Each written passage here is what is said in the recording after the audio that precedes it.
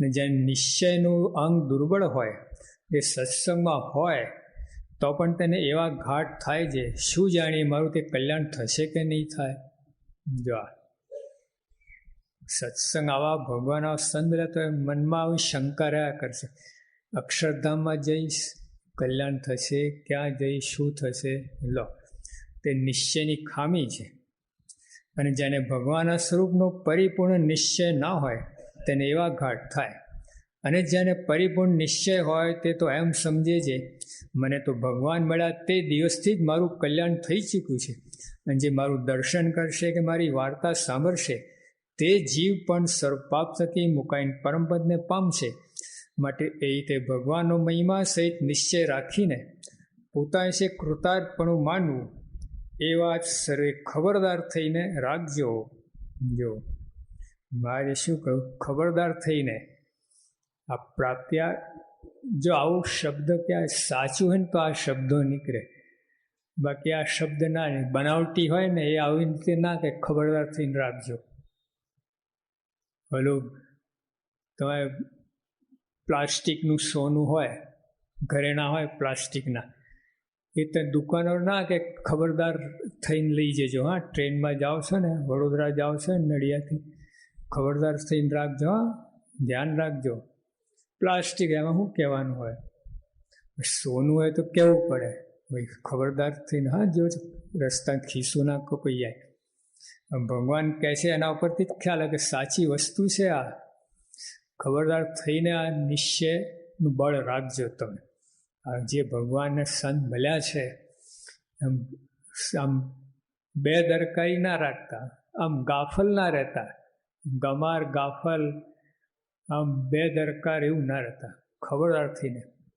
યોગી આપા કહેતા કે ભીમદાન ખીમદા બે બાવા હતા, સાવ નાગોડિયા, જન્મ્યા એવા જ, કોઈ કપડાં પહેરેલા જ નહીં. એક ગામમાં ગયા, ચોરામ ખાઈ પીને સૂઈ ગયા. રાત્રે ચોર આવ્યા, ઓલા હાથ ફેરવે કંઈ ઘડિયાળ હાથમાં આવે છે કેમ, તો ફક્કડ બાવા,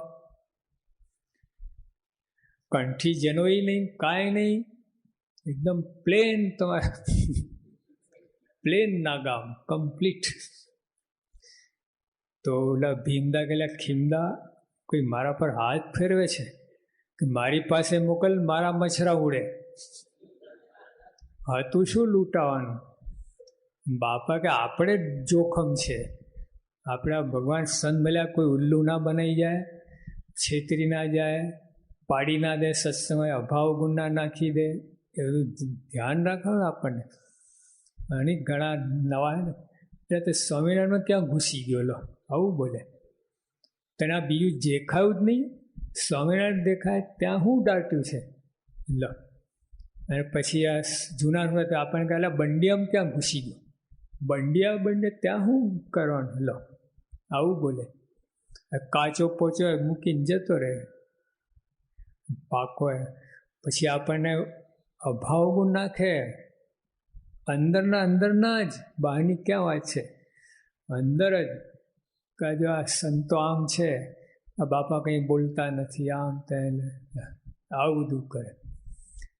કેટલા બધામાંથી પસાર થતાં ભાણ સ્વામી પાસે પહોંચી શકો તમે.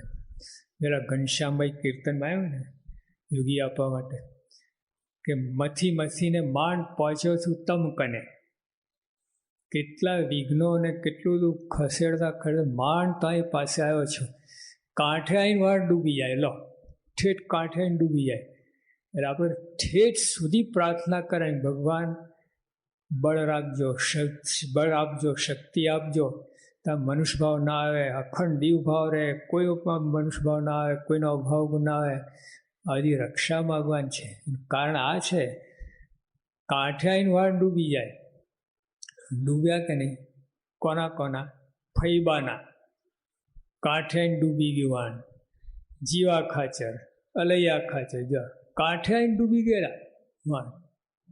એટલે આપણને ના થયું કાંઈ નથી. હા, પણ સાથે સાથે આપણ કેફ ને પ્રાપ્તિનું બળ પણ રાખવાનું છે.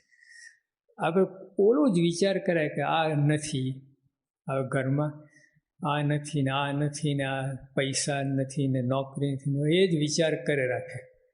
હકીકત છે, ખોટી વાત નથી, પણ એનો વિચાર ના કરવાનો હોય. ટાટા બિરલા જેવા ને એક 100ની નોટ ખોઈ જાય, પછી બેઠા રેડા કરે, કોઈ શું થયું છે, 100ની નોટ ખોઈ ગઈ, બીજો કહે શું થયું, 100ની નોટ. તો ઓલા કરોડો રૂપિયાનું સુખ ક્યારે ભોગવવાનું?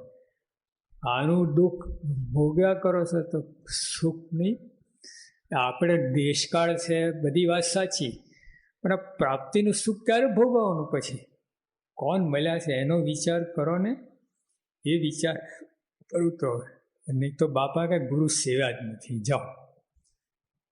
ડોસાભાઈને કેટલું બળ હતું ભાદરાના, એક ટાઈમ ખાવાના કેટલો કેફમાં કે ભગવાન સંભાઈને ખાય છે, લુખ્ખા નથી ખાતા, લુખ્ખા તમે ખાઓ છો. કેટલું બળ કહેવાય. આપણે પ્રમુખ સાહેબ મળ્યા છે, આવા ભગવાન મળ્યા છે, અને જો આપણને આવું બળ ના રહે અને આ લોકનું ચૂં કર્યા જ કરીએ, કૂટ્યા જ કરીએ, તો કાંઈ કર્યું નહીં, સમજ્યા જ નથી આ સત્સંગ. તો આના પ્રાપ્તિનો વિચાર આપણે, પ્રાપ્તિના મહિમાનો વિચાર કરવો. સહેજાનંદ સ્વામી મહારાજ.